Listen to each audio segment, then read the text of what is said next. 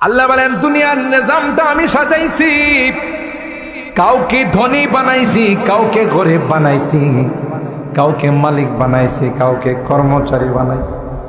কেউ সিএনজি চালক, আবার কেউ সিএনজির প্যাসেঞ্জার, কেউ চালক, কেউ প্যাসেঞ্জার, কেউ অটো চালায়, কেউ আবার প্যাসেঞ্জার, কেউ দোকানের মালিক, কেউ দোকানের কর্মচারী, আবার কেউ কাস্টমার।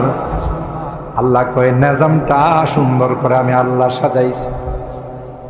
সাইয়েদনা হযরতে, আপনাদের কষ্ট হইতেছে বেশি, সাইয়েদনা হযরতে আদম আলা নবিয়িনা আলাইহিস সালাম সমস্ত রূহগুলোকে যখন আল্লাহ রূহের জগতে একত্রিত করেছে, হাদিসের মধ্যে আসে আল্লাহ আদমকে বললেন, আদম তাকাইয়া দেখো, ডাইনে বামে সামনে তাকাইয়া দেখো, যা দেখতেছো সবাই হবে তোমার সন্তান। সুবহানাল্লাহ।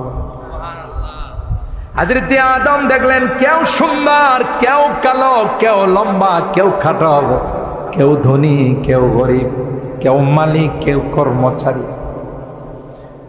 আদম আলাইহিস সালাম আল্লাহকে কয়, লাউ সাওয়াইতা বাইনাহুম, আল্লাহ সবগুলোই তো আমার সন্তান, একরকম বানাইলে ভালো ছিল না?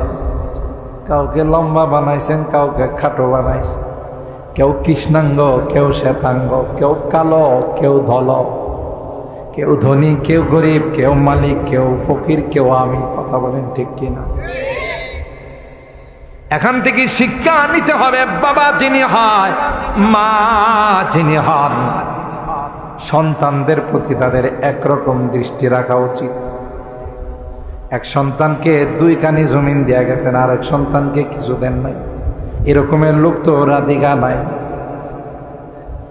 ব্রাহ্মণবাড়িয়াতে নাই।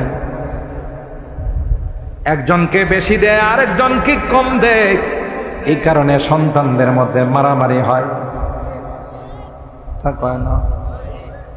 সন্তানদের মধ্যে মারামারি হয়, তোরে বাবা বেশি দেয়া গেছে, আমারে কম দেয়া গেছে, কেন এটা করলো?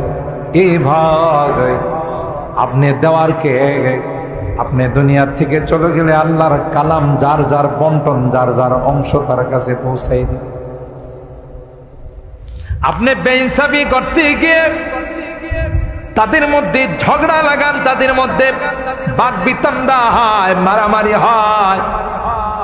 বাবার উচিত সবার প্রতি একরকম দৃষ্টি রাখা, একজনের প্রতি সুনজর, আর একজনের প্রতি